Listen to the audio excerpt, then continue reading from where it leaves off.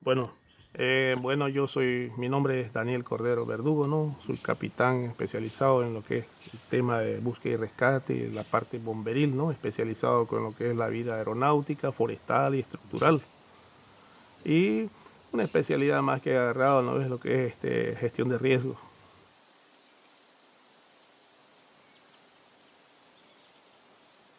Bueno, ya, con este año ya somos 19 años ya que estamos llevando la vida de la carrera, ¿no? Ejerciendo como bombero, rescatista y todo lo que se presenta, ¿no? Porque acá en realidad es diversas son las actividades que se realizan con, en este sentido, no solamente incendios.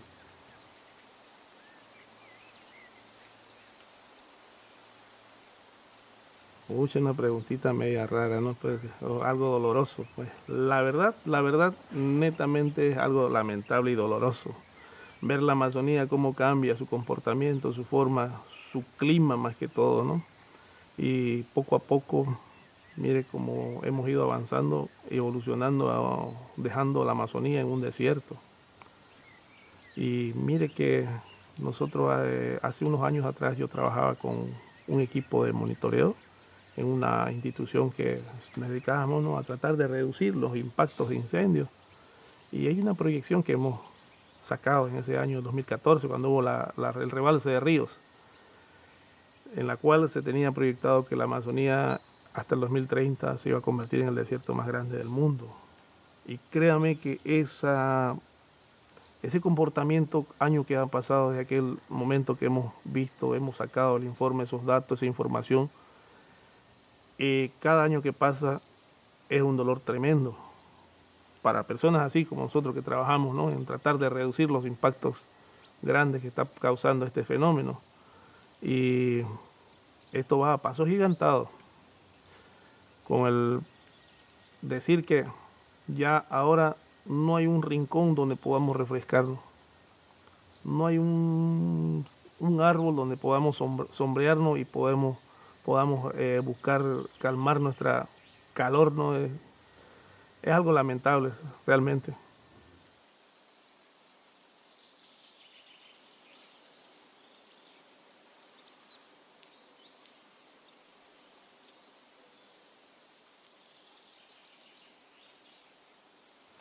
En realidad hay muchos factores, ¿no?, por qué se originan los incendios, pero la mayor parte de las causas, si muchos decimos, no soy yo, pero sí, ¿no?, pero lo que hemos visto, una de las causas es la gran deforestación, el tema de convertir los campos, los bosques en campo para crianza de ganados, ¿no?, potreros que llamamos por acá. Otra es el tema de lo que viene a ser la cacería y la pesca, ¿no? En esa actividad de que la persona que practica estas actividades, en mayor de las veces ellos meten fuego, una para ahuyentar o despejar su transitabilidad a los lugares que ellos frecuentemente están visitando para hacer la práctica de la cacería, ¿no? Otra para ahuyentar a los animales que puedan dañarle a ellos. Otra de las causas, pues, como ya hemos visto, nosotros estamos rodeados ahorita de material combustibles ligeros por el tema de lo que es la deforestación por la extracción de la madera. Es una de las causas más grandes, ¿no? Y es lamentable ver esa situación. Dentro de la Amazonía boliviana y esta parte más que todo de la Amazonía veniana, que estamos en la parte de Bacadía, ya no hay bosques ya. Y si hay es un porcentaje bien reducido. Lo mismo que está pasando con nuestros vecinos aquí de Pando, pero también esto va de ida a poco así matando la alfombra boscosa que tenemos. Por eso es que me da mucha pena, ¿no?, esa parte, y me atrevo a decir que la proyección se está haciendo realidad. Esa proyección de que convertirse la Amazonía boliviana en el desierto más grande del mundo, poco a poco se va haciendo. Y a paso gigantado, créanme. ¿Por qué? Porque es un lamento ver la situación. Y, y este año, por ejemplo, ha sido uno de los años que a partir del 16 de julio, lo tengo marcado yo, que, ¿no?, se han empezado los eventos de incendios, en los picos más altos que se han presentado ha sido en julio, en la parte donde yo estoy ahorita trabajando. Del 16 al 20 de julio han sido los picos más fuertes y ha tenido una tendencia de bajar. Pero eso no significa que la época seca ha terminado, que los incendios tampoco, ¿no? Y hace unos días que hemos también tenido una presencia de este fenómeno, en un porcentaje, me parece que esto ha sido por ocurrencia de prácticas de cacería también. Otra de los problemas que estamos viendo de los factores que son las causas fuertes es el tema de las gallineras también. El transeúnte que practica, vamos a decir, los fumatéricos, ¿no? Eso también es otra de las formas, ¿no? Y el tema de los chacos, sin dejarlo a un lado, ¿no? Porque acá realmente el campesino no tiene la tecnología para poder realizar la actividad agrícola, para poder despejar sus áreas de producción. Así que utiliza el fuego como herramienta barata, ¿no? El fuego nadie nos lo vende. Pero hay una parte que también ellos se olvidan, que este procedimiento se divide en dos fases. La parte legal, que tenemos que documentar todo, ¿no? O sea, solicitar esos permisos y que lleguen a aprobarse. La otra parte es la parte de la seguridad, que para que cuando utilicemos el fuego no se nos pueda salir de control. Esa es la otra parte y no se está llegando a cumplir ciertas normativas, pero mucha gente carece de conocimiento de estos procedimientos, pero es porque los técnicos no están llegando a los sectores, no están llegando, y esa es una parte que tenemos que ver como autoridad, como técnicos nosotros, de tratar de llegar a los rincones, ¿no? Para poder orientar más que todo a las personas.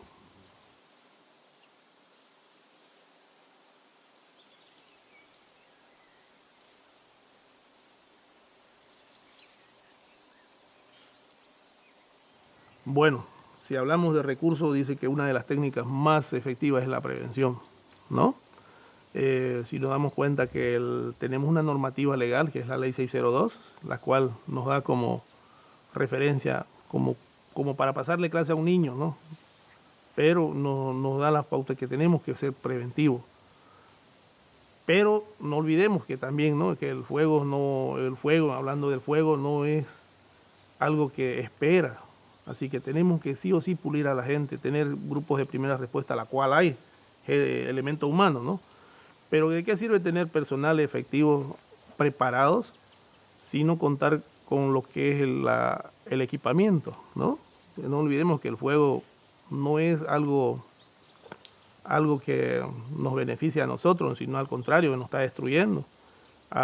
Considerando que también esa persona especializada también en un contacto con las radiaciones tremendas que expulsa el fuego, se va poco a poco deteriorando ese cuerpo, teniendo problemas tanto renales, problemas oculares por la intensa radiación, deshidratación, incluso, ¿no? Alimentación mala que a veces muchos tienen.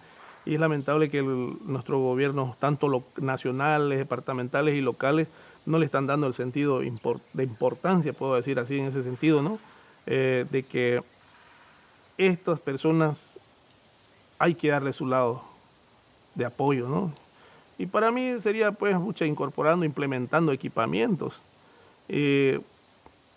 No podemos hacer nada, como decimos así, nosotros decimos a cuerpo, decimos, no con el fuego, porque es grave. Estamos hablando casi de 2.000, 3.000, 4.000 grados centígrados arriba.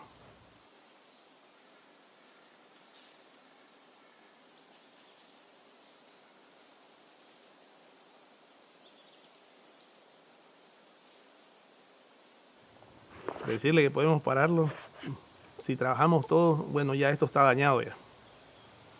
Al daño ya no podemos hacerle nada, ¿no? Sino que podemos tratar de evitar que esto continúe. Ahora lo que nos queda es adaptarnos a esta adversidad, porque fíjense que los incendios forestales no han generado lo que es el tema del cambio climático, ¿no? Y el cambio climático cada año que pasa, mientras más incendios hay, está aumentando. Y el cambio climático, mientras más aumentos hay, más incendios forestales se están generando. Entonces, ¿qué tenemos que hacer? Y a consecuencia, por ejemplo, como resultado, puedo decir, de estos dos, incendios y cambios, nos está generando el tema de las déficits, tanto productivas como la déficit de, y cómo podemos decir, de la falta de agua y algunas fluyentes ya. Fíjense que estamos, para esta gestión, estaba proyectado la déficit de falta de agua, ¿no ve? Y a consecuencia de eso, como resultado, tenemos la baja también producción, y la cual también nos está generando el problema económico, porque si no producimos, alimento que nos llega va a llegar a un precio elevado, como decimos vulgarmente, ¿no? A precio de gallina muerta.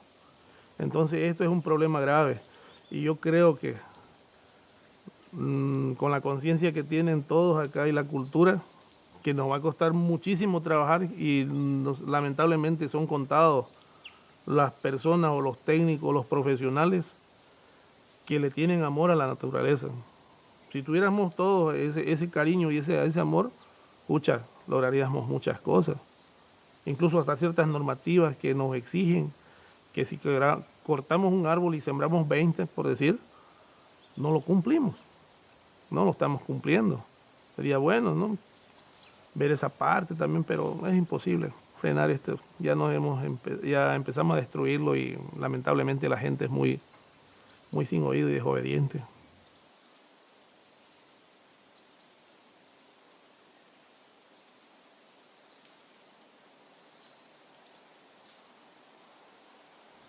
Sí, muestra de una de ellas es, por ejemplo, la pandemia.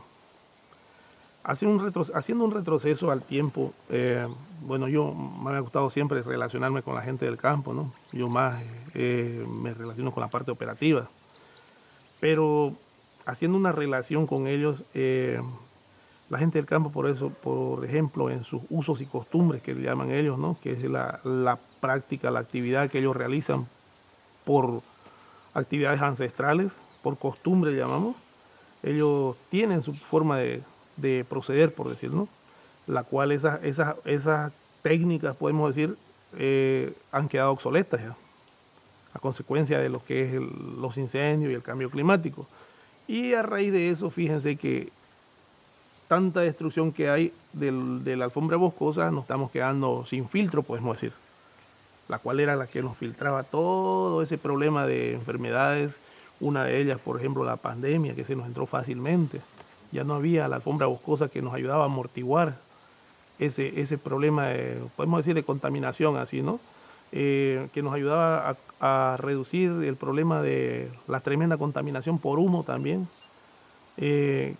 Las aguas que tenemos ahora contaminadas también, a raíz de X actividades que el mismo hombre está haciendo o está realizando. Y a consecuencia de los incendios también, fíjense que los arroyos también, las aguas se están poniendo ácidas, la cual está matando la vida silvestre acuática, ¿no? Y todas esas cositas nos están trayendo serios problemas de respiración, problemas oculares, problemas estomacales, y puedo decir también problemas hídricos, ¿no?, que en algunos lugares no se ha presentado en este momento porque estamos iniciando recién la época seca. Pero créanme que aquí yo calculo más o menos este mes de septiembre a noviembre, ya vamos a tener ya ese problema de déficit hídrica. Si acá lo tenemos en plena urbanización, en la plena ciudad, imagínense en las partes donde son los campos, donde es la crianza de ganado. Y a raíz de eso hemos visto todavía que ya empezaron en algunos lugares, ya ha habido muertes de animales. Y me imagino que también esto no va a pasar desapercibido, que en algunos lugares donde se habita, donde hay presencia de personas, también va a ocurrir.